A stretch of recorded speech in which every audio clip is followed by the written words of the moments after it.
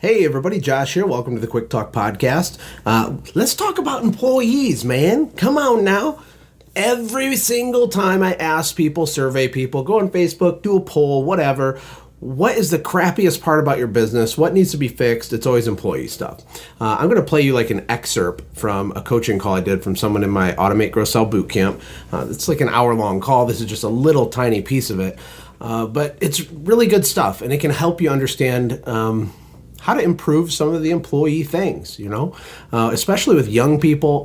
They're changing careers like all the time. I've said it before in the podcast. My father's generation had like 3 to 5 careers in their lifetime, but the millennial generation is going to be like 16 or 17, and the one after that, Generation Y or Z, I think, Generation Z, they're going to have like 25, 30, right? There's these side hustlers. It's a freelance economy. Things are changing. So when you have a home service company, how in the world do you get these people to come work for you, but not just show up and be like a limp body? How do you incentivize them the right way? How do you connect and understand them? I'm telling you, if you don't start going down the road of learning and educating yourself on how to recruit and market to and for stellar young employees, your business is going to suffer for it. And the rules are different. We've talked about it 1,000 times on the podcast. Young people want to be connected to something. It's not just about money. There's all kinds of other things. I also use the example. Let me back up. Here's a common complaint I hear is my employees didn't do this thing. It's driving me crazy. I told them you have to turn in your paperwork. They're not turning in the paperwork. Josh, I'm going to beat my head against the wall. I'm freaking out, right? And it's as simple as this, guys. You cannot just tell someone, turn in your paperwork, and then they say, yeah, sure, no problem. And then that's it. It is a perpetual, ongoing, broken record, daily, weekly, forever and ever and always conversation on all these types of things.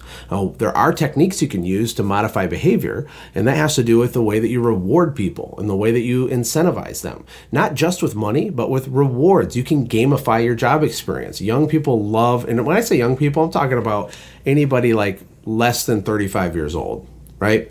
Like, these people grew up in a game-filled world, and they want to win prizes and get awards and get high fives. They want public recognition. They want pats on the back. Everybody's a little different, and I had a system in my company to kind of manage that and try to figure out, the people working for me, what was their deal, what made them tick.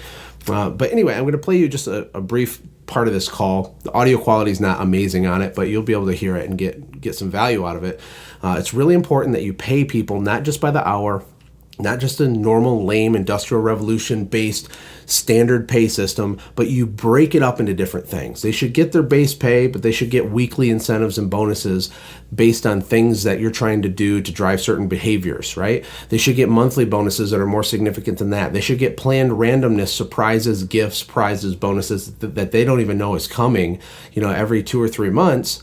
That's part of your budget, and they should get like an annual bonus that's significant that keeps them to stick around for the whole season, right? There's ways you can take their pay, the amount of money you're going to pay them anyway, and you can break it up into little chunks and redistribute it, just being creative, and it massively changes your culture and makes your employees happier, gives them wins more often. There's all kinds of benefits to it. Anyway, I hope you guys enjoy that.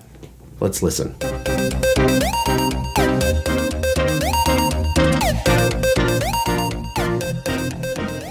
I set up kind of like a Howard Partridge dream board for him. Very so cool. one guy wants to get out of debt. He's got like $7,000 in debt, and another guy wants to get a truck of his own because he has like a crappy little Ford Focus right now. So the dream board, the way I made it, and they're not really doing a good job at achieving the goals, is every review they get from a customer or even their like friends or family who write a review for us, it's worth an imaginary $25. Okay. Which not really imaginary. Once the one guy gets to 7,000 imaginary or HD bucks, I'll pay off all his debt. And then oh wow, very cool. And then another option, every referral, so they don't have to book a job, but just get like one of their friends or family or customer to call us. They can go do door hangers, whatever. That's $100 HD bucks. So I gave each of them, and I mark it off like once a week how many referrals they got, how many reviews, and they haven't really got like any.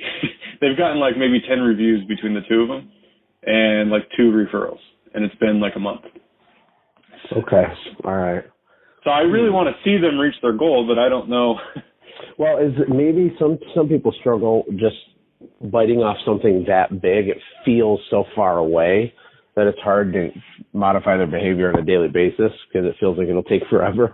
Yeah. So you can couple it with, and they're not entrepreneurs like you. They don't see the future like you do. I mean, we're a special breed, right?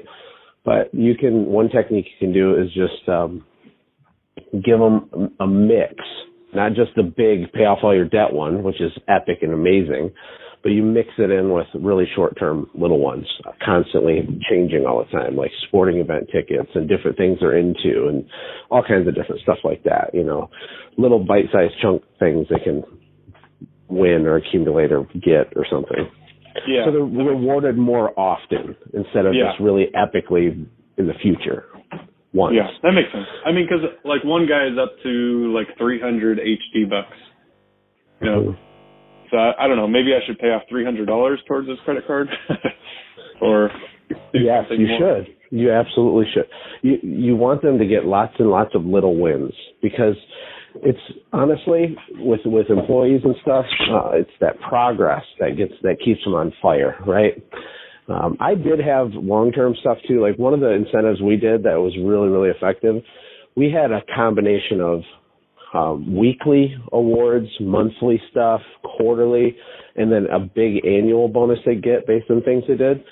The reason I did that was there'd be a lot of pain if they left the company before the end of the year because they'd lose this big chunk of money, which was all part of our budget, and it was just a creative way to break down what I was going to pay them anyway, right?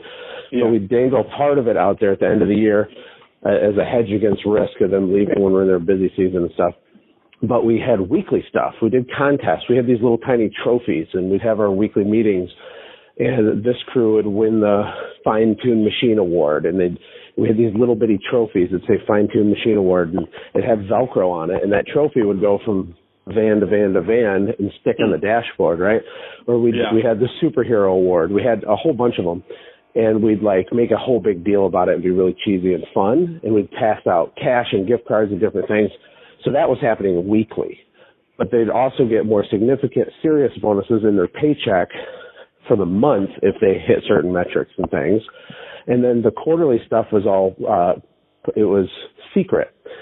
So it was part of our system. I call it planned randomness. And it was part of my budget. They didn't know that, but we had a secret spreadsheet with everybody and what they're into. And I basically did like ninja data mining on my own staff. And so when I find out their girlfriend really likes this one restaurant or whatever, like I'd add it to my spreadsheet, and then every 90 days or so, they get an unexpected gift that's personalized to them the way that it would be most effective for them. Some people respond to cash. Some people respond to public recognition. Some people respond to like just words of affirmation. Like everybody's different. Yeah, I mean, in my team meetings, I always not every team meeting, so that way it's a little bit more unexpected, but a couple weeks ago, I gave one employee for being the most positive worker, positive attitude, I gave him a $50 gift card to a steak house. That's great. And then how does that go over when you do that? He loved it. Yeah, he was like, this is awesome. I'm so excited. Hey, thanks for hanging out, friends. And from all of us here at the Quick Talk Podcast team, we hope you loved today's show.